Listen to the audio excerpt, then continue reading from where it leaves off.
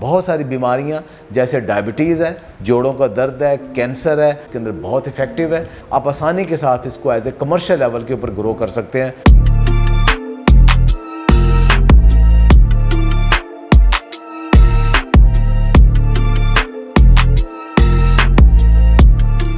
Super foods ये एक ऐसा कंसेप्ट है दुनिया में, एक नया आया कि ऐसी फसलें जो कि न्यूट्रिएंट डेंस क्रॉप है कि 8, 10, 15 जो डिफरेंट खुराक है उनके अंदर से जो न्यूट्रिशन अल्लाह ताला ने कुछ ऐसे पौधे दिए हैं कि एक के अंदर ही सब कुछ है।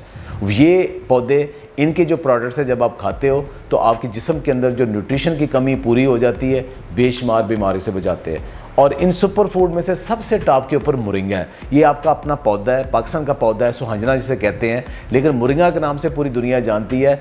दुनिया में इसके मुकाबले में कोई दूसरा पौधा नहीं जिसके अंदर इतनी न्यूट्रिशन है।